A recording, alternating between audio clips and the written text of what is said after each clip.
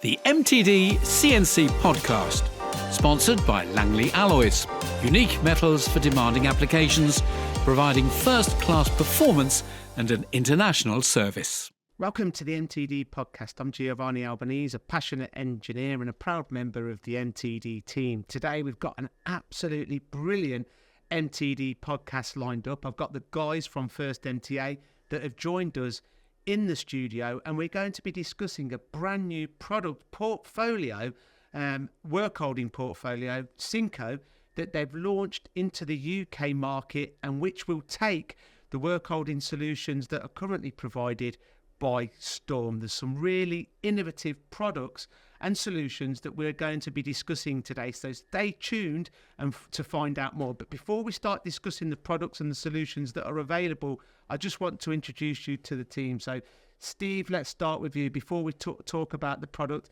tell us about yourself, why you got into engineering and your role at First MTA. Yeah, well, firstly, thank you for having us, Gio. Looking forward to it.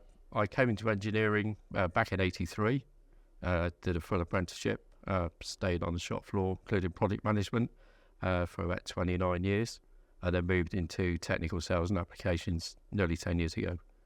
And you're loving it? Yeah, loving it, staying in it. Still loving it? Yeah. Well, I'm looking forward to talk to you about this because you've obviously been in engineering a long time. You've seen a lot of change. So I'm really keen to find out how you think that this product portfolio can change the way in which people are holding parts. Lee, it's been brilliant to meet you yesterday. We filmed some technical corners on the Sinco product portfolio yesterday. I'm unfamiliar with it. I worked for First MTA for 7 years. This product portfolio wasn't available then. So I'm really keen to find out a little bit more in a lot more detail today about your opinions on this product portfolio. And more importantly, we want our viewers, the people that are listening to this podcast and watching this podcast, to learn more too.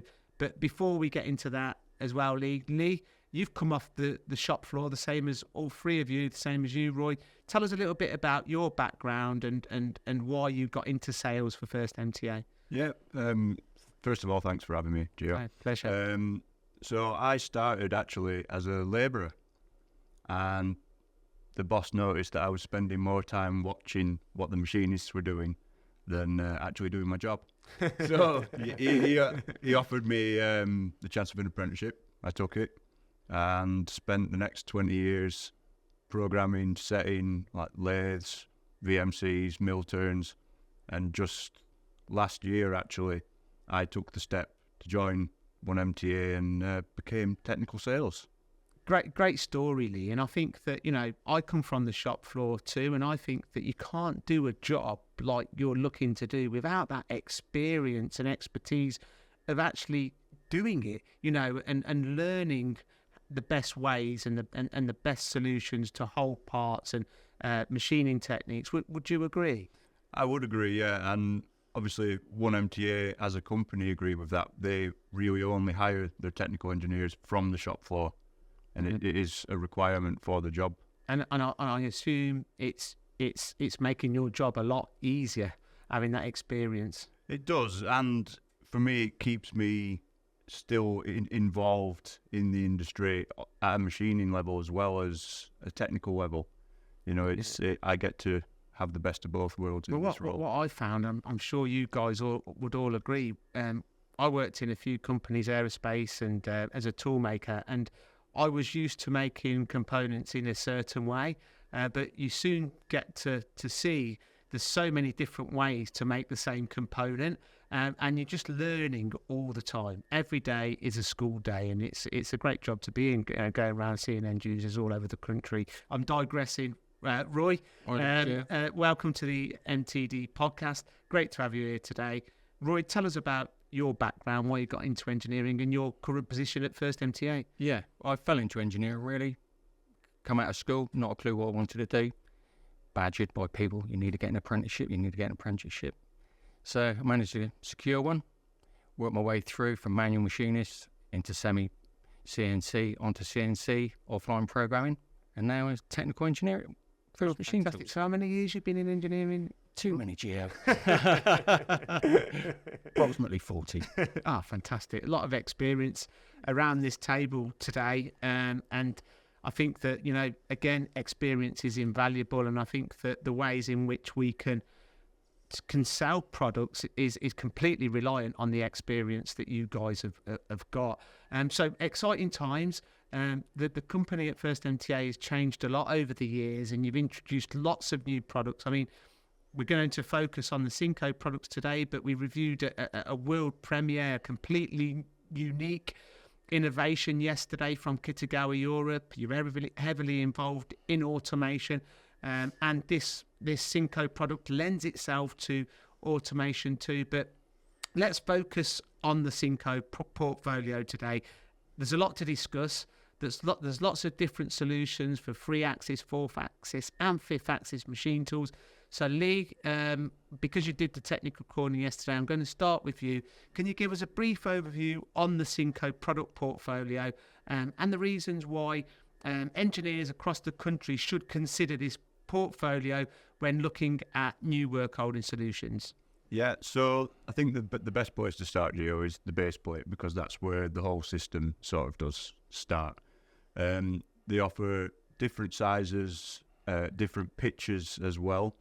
So if you have a large area to cover, but you don't need a 0 point every 50 millimeters, you can go for the 100 millimeter pitch, and you can also bring your costs down by doing that. And they are sort of trying to keep in mind that everyone doesn't want to cover all the table. So the plates are modular. You could start with a little area and then get another plate that you can just sit right alongside it to increase capacity and space as you move on. They're also offering 5 different types of pallets that can be made user specific, and there is a sacrificial one for going onto EDM machining, so that once it's been set up for a specific job, okay, the pallet can only be used for that job, but it can be reliably used again and again to do the same. Like a bespoke fixture. Exactly, yeah. There are pneumatic options available, so if you already have the pull stud sort of fixtures made for your jobs, you can have that integrated into what you're buying. That's perfect for automation. Exactly, yeah. So if you are doing robot loading complete vice units, it's a possibility that's there straight away for you. Well, one thing I really learned, starting with the base plate, one thing I really learned yesterday that I didn't know was how the base plate itself, the gridded system, it was effectively a 0 point fixture system because of the tapers in the slots. When I first, visually just saw the base plate, you can't see from a distance that it's tapered or how it actually works. So can you firstly explain how that taper cross-section configuration works and how it gives you the repeatability? Yeah, so locating on tapers, obviously you don't have a flat spot, so there's no chance of it deflecting. They precisely match so that when it drops in, it's always going to hit exactly the same point on the taper and just lock into place. Now what that also gives you is rigidity in both axes, X and Y, whereas on your pull stud there is that chance of rotation. There is 0 chance of a rotation at a cross intersection. Okay, so we've started at the base plate. This is the foundation, and then you work your way up.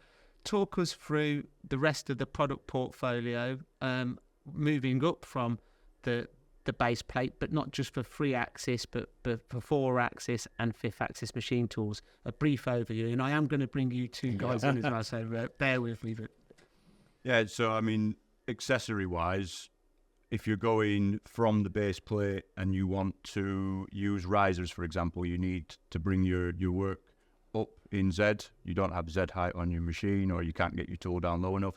The risers can just be located straight onto the base plate with the same 0 point location, and then your pallet can be rested on top of them with your work holding on top of that. It just basically builds. You're just building up blocks to make the work holding how you need it, rather than being constrained to use it in a certain way. It's a very flexible system that can be used any way that you need it to be used. Very modular system. Tell me about the rail system. So the the multi-rail or the multi-zero If you rails. could just point to that so that people watching this podcast can see what we're talking about. Yeah, so you've got your stopper end, your clamping end and your stopper end. So it's basically a two-ended vice that can be separated and moved around on your base plate to suit however you need. So if you want to have 3 in a row gripping down the sides of your jobs, you can do that. If you want to have them set up as a cross, you can do that. And basically any size of job that you can get onto your table, you can configure your multi-zero rails to clamp it. So capacity is not a problem. It's as big as the machine tool is, really. That's exactly it, or the machining area. Now, the other thing is that all the accessories, they are modular. So if you need support in the center of your work, you can actually use the risers as a support column and just bolt it into the plate and use it as supports at unsupported points where you're machining. Good idea. Now, Steve, you're obviously covering pretty much the old country, looking after the OEMs as well, I believe. This is a new system that I've not seen, with all the different elements that go with it, that really gives a machinist kind of a very flexible modular system for most applications, milling applications from what I can gather. What's your viewpoint on this, and where do you think it really lends itself? It lends itself. Most people have just looked at centric vicing. As an ex-toolmaker, I don't like the term ex, but as an ex-toolmaker, this excited me when I first saw it, because of the modular range, how it works, but also the level system. All the components are set on a set level, so you can just build these up. And then we've got top clamping. So as a toolmaker, you can produce a full mould insert, which is one of those things which is quite difficult doing with just a centric vice, because there's 3 or 4 levels that you need to go through: rough, semi-finish, hardening, then machining, then into EDM or wire. So this really, I wish I had this 20 years ago. It really does work. No, I can definitely see the benefits, and I kind of like the modular aspects. Where's the product made? Slovenia. And so it's a European product. The family, 2 or 3 generations of toolmakers. So they are us. They're engineers. They've been making plastic mould injections, tooling, for many years now. So what they've done is, the clever way is to design out all of the issues that they've had, and then when they've got to a stage, they've never released to market.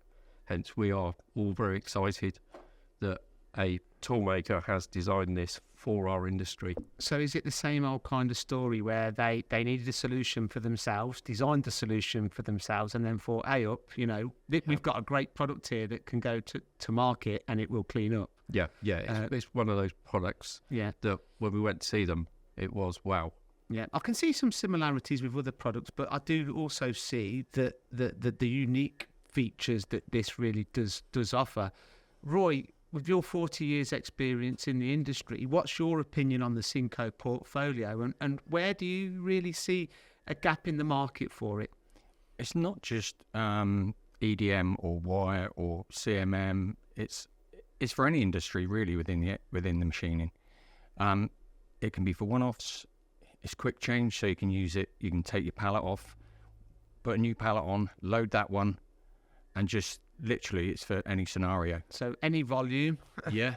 one-off or very high volume, palletization. That's right. For automation. It's automation. Yeah. So you've got the pneumatic pallets to be automated. So I think it's they've got a big portfolio and they're always looking at new products. Yeah. And one thing I've got a question is we're going to be doing or reviewing the chick work holding system, which obviously you still offer. Does this have any soft draw options? They will, if you ask them. Right. Okay. They're very versatile. Right. Okay. And so that's coming. So this is a product that's continuously evolving as we speak. Yeah. So one of the things that's really, really impressive about Sinco is they are very end user focused. So if something is required that's not offered, you can ask for it. they'll design it for you, they'll make it for you, and they will go out of their way to make sure that their product can solve the problem that you have. And that's a good supplier. It's a good supplier, and I like the fact that they're engineers that are supplying a solution for engineers. It's a nice way to look at it. Let's deep dive now into. Well, you mentioned DDM. I think let's start there first, and then we'll move on to the 3-axis, 4th-axis, and 5th-axis machines. Because I didn't know that this was also, a product that lended itself to EDM. So it can be submerged. Yeah, it can be submerged. Most of the product's made out of a 2085 mold steel, which is high chrome content. So it works in all the dielectric fluids, and it's very stable. So corrosion resistant. Yeah, corrosion resistant. Brilliant. And okay, EDM, it lends itself to EDM. 3-axis machine tools. Talk me through the kind of portfolio, Lee. If you were going into an end user that's got a 3-axis machine tool, what would you suggest to them? Say, for example, they're using vices at the minute, 2 or 3 vices on the machine bed, and they're struggling to get the capacity out. What solution would you suggest? Okay, well, again, that sort of depends on what the user's trying to accomplish. If they're doing production runs where they're loading and unloading vices constantly, we'd be looking at a pallet-based system with the multi-zero rails. However, if they're doing shorter batches, like a 1-off, a 2-off, a 3-off, for example, and then changing jobs, probably wouldn't go for the palletization option. We'd be looking to maximise getting those parts all on the base plate at the same time, get them finished, and strip the whole lot. So the multi-zero rails, it's 1 or 2 bolts to undo them and move them. So changing from a large job to a small job, a triangle shape to a rectangle shape, whatever you're doing, it's just a couple of bolts and a couple of moves. But it is all dependent on sort of what the end user is looking to achieve. I love that, because you're spot on. It's application specific. I always used to use that terminology, and you're absolutely spot on. Now, Roy, from your experience back in the day on the shop floor milling, we talked about yesterday, if you were to introduce a 4th-axis rotary table to a 3-axis machine and all of the benefits of that. Does Sinco lend itself to a 4th-axis rotary table, maybe a trunnion configuration or some 0 point? Is there solutions also available for that? Yeah. You can make a subplate, mount that to the subplate, and then you can put your 5-axis vice on there, which they actually make their own 5-axis vices. You could mount any number of configurations on there. It's unlimited. Working mount. Okay, so with 3-axis, I'm pretty confident you've got everything covered there. There's nothing really that it can't do. Moving on to an horizontal machine now, horizontals, big market for horizontals, and it's growing in the UK actually. More and more people are investing in horizontal machines. What solutions do you have available for 4th-axis horizontal machines? Lee? Well, I mean, at the moment, I think it is just a case of having the base plates manufactured to suit the tombstone that's currently on your machine. But I don't know how far they are away with designing an actual solid-based tombstone. Right. But if a customer did require it, I'm sure they'd be more than happy to accommodate that for yeah, I'm assuming that the gridded system could fit directly onto a tombstone too, if that was a requirement. Yeah, exactly. Yeah, so your base plate, you can have it. It doesn't have to be a 400 by 600 base plate. You can have it longer and thinner to just be directly mounted straight onto the side of a tombstone. So if you only wanted one side of it 0 pointing, it's completely your choice. Yeah, so it is flexible and it's modular, so it could be adapted and you can make a bespoke solution for a tombstone too, if required. If required, yeah. And now 5th-axis, I've seen some of the videos that have been playing on the screen, producing a 5th-axis component. I really like how it's been, how you explained really at the beginning of the podcast, how it's been kind of built up, risen, an additional subplate, so you're kind of, giving the component clearances and when the table's tilting. Talk us through, the fifth axis solution. Roy, you mentioned the fifth axis vice. Yep. So tell us about the fifth axis solution. Well, you'd mount the pallet on there. You've got a couple of risers in the middle. You'd mount the fifth axis vice on the risers to get it away from the table, and you can get all around the component, and that's how it works, really. I think the other thing is that you don't actually need the fifth axis centric. If you didn't want to, you can bolt directly through your pallet into the bottom of your part. Yeah. And it can be 0 point as well. It Could be a 0 point option as well for fifth axis too, and it could be automated. And if you are going into, looking at prototyping molds or anything like that, that pallet can be removed, CMM'd, and if there is some adjustment required, you just pop it straight back on your machine without having to reset, reprobe. You know exactly where it is. So I suppose this system could be used for inspection too. Oh, absolutely. So it could be taken off from the milling machine and put onto the CMM. Absolutely, yeah. And a base plate on your CMM even would allow you to automate your CMM, because now you're 0 pointing your work onto your CMM. You can run a program instead of having to manually probe your part. So you might now, it might only take 2-3 minutes to probe a part, but that's time where you could be back at the machine, reloading a pallet, getting something going while that's inspecting and doing your printout. You mentioned something to me yesterday about traceability. In a day and age now where traceability is key, really. Long gone are the days of all this paperwork, this, that, and the other. What solution do they offer here, Steve? Yeah, well, on the pallets, although it doesn't show on this one, on the larger pallets, there's a small black plastic lug. That's actually a programmable key. So when you build up your system, that can be then programmed and the model back, so you can fully trace and rebuild your systems again from there. So it does make it very easy. So if you've done a project, built it up with clamps and everything else, that's then coded, and then you can have that back in system, so anybody can rebuild the system. Clever stuff. On the right 0 points. Well, on top of that as well, you can actually trace. You could have that program to trace who was running that pallet at that particular time. You can have any sort of traceability built into those barcodes that you want. It depends on what system you put in and what requirement you have, what you want to trace, whether that's the setup, the operator, how many machines it went through even. I mean, that's really clever stuff. And I'm not. That's the first time I've heard of that on a work holding solution too. I really like that, and I can definitely see the benefits of that in this day and age where, automation is becoming key, and process engineering is kind of growing, where you need to have that kind of traceability and being able to move kit from one machine to another machine or to the inspection or so on and so forth. I really, really like that. Roy, I just want to start talking about now, really, about the kind of, obviously you've got a large, already prior to introducing Sinco, you had a large portfolio of products available. So you must have seen a gap in the market for Sinco.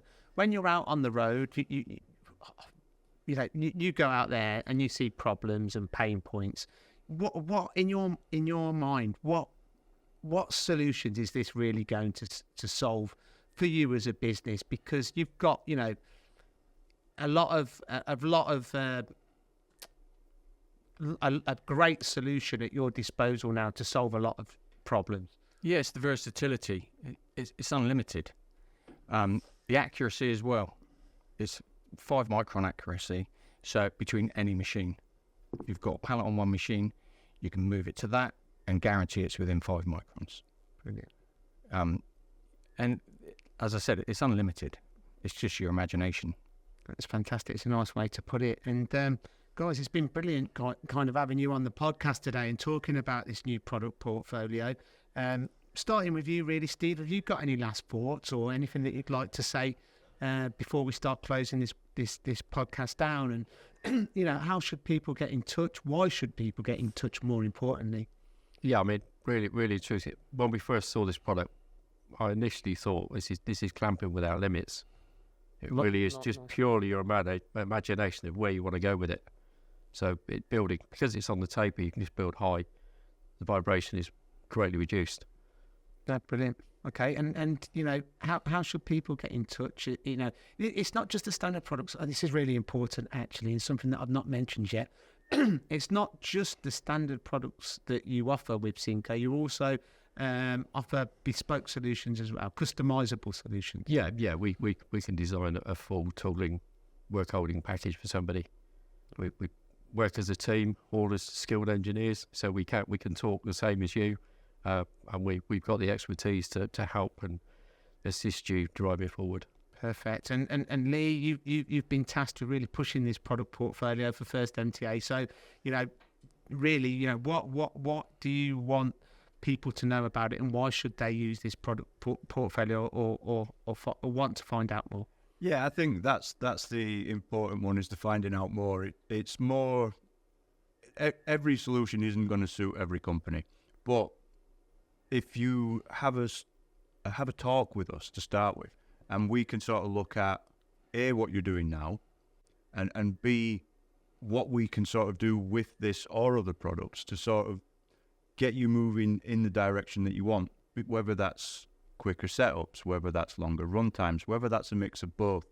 And just having that initial discussion, and we can sort of look at, you know, all right, if we implement a bit of Sinco onto that machine to do those specific jobs, that's fantastic. That's going to get you quicker setups, that's going to get you running for longer, which is going to free him up now to do your one-offs on here. And just that initial discussion with us is what opens the doors to moving forward. So I think that it's really important to point out that it's not going to just be a discussion over the phone. You'll physically go and see these engineers and give a demonstration, look at their applications and look at ways in which you can make them more productive and efficient through introducing this particular system. Roy, any last thoughts, my friend? Yeah, as we said, it's bespoke. It's not just what you see on the catalogue or on the website. You come to us, you can give us some sizes, we can go away, we can get that looked at and see how the manufacturing goes, and we can make it to suit. And you'd be happy to go and visit the client? Absolutely. Anywhere in the country? Yeah, we're not just out there selling, we're technical. That's what we are, we're technical. You're offering solutions? Correct. Yeah, it's a technical discussion with somebody. Guys, it's been an absolute pleasure having you in the MTD studio today. I really appreciate you coming in, and I really appreciate your time. If you have any questions about the new Sinco work holding solution available from First MTA, please get in touch to find out more. They'll be delighted to come and visit you in person and give you an on-site demo and a consultation of how they could improve your processes within your manufacturing facility, and maybe even introduce some new innovative automation solutions too whilst they're at it. Thanks, guys. It's been a pleasure. Thank you. Real pleasure. Thank you for listening to this episode of the MTDCNC podcast, sponsored by Langley Alloys, specialists in a wide range of exotic materials for any application for all your engineering needs.